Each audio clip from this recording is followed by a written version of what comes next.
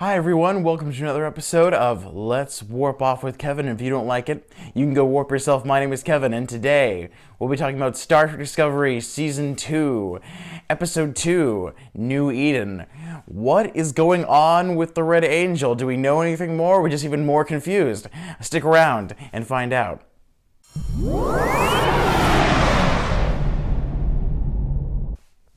So Season 2 continues to be going away from the brooding, kind of darkish war drama that Season 1 was, it felt like on the whole. And with this new episode in particular, it feels like we are now back into traditional style Trek with a planet sort of the week episode, but is also featuring the overarching plot of the season with the Red Angel, as well as with this episode in particular, discussing the aspects of science versus religion as well. And again, that is just pure, I think, very classic Trek, and it was able to do something very new in this sort of style, in the sense of, Star Trek has always talked about, religion things, but it was always in the form of maybe aliens' religion. So we got some spirituality and religious aspects with the Vulcans, with the Klingons, and also with the Bajorans. But in this episode, we got to see sort of the first time that we saw Earth religion being discussed, in particular in very specifics. When they go down to the planet and you see that they have created all the religions into one religion on Earth, and also with Pike being somewhat very open and perhaps maybe even a little spiritual to a certain extent when he mentions that his father taught comparative religion. And this is something that Gene, in traditional Trek, all the Trek series, Gene Roddenberry, the creator, always was very kind of careful, though, in particular having his Earth human Starfleet officers not mention or talk about religion really at all, or they didn't really have any theistic beliefs. So this is the first time we've ever actually seen that, and I really think it's a pretty big deal, I think, to have that and really have that discussed from an Earth human Starfleet officer talk about religion or be open to it in that sort of way.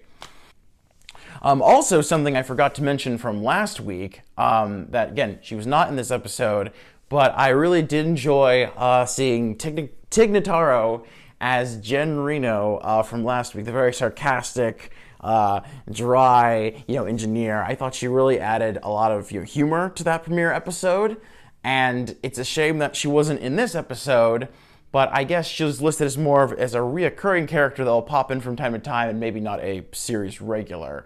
So I really hope that she does appear maybe in the next episode, because again, I really liked her style and brand of humor. I really thought it was really great for the show and a great character to explore.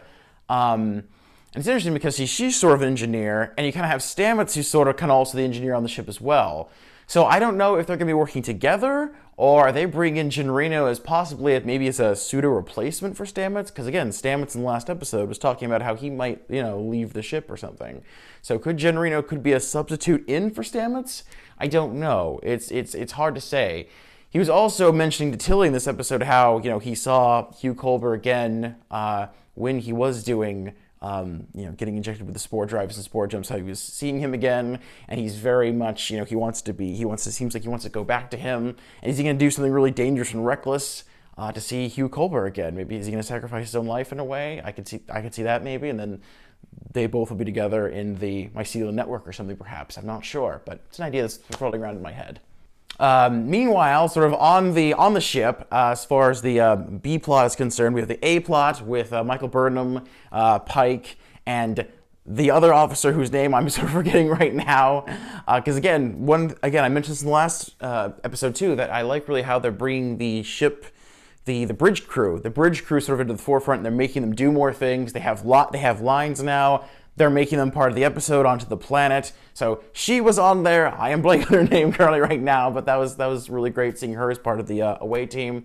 And again, on the ship, they have to deal with sort of this radiation wave that's on the verge of wiping out the planet's inhabitants. And Tilly had a lot of great little scenes back and forth with her and Saru talking. And again, just bring it back sort of the Red Angel thing, because she's talking to her friend, and her friend is sort of giving her all this encouragement and stuff.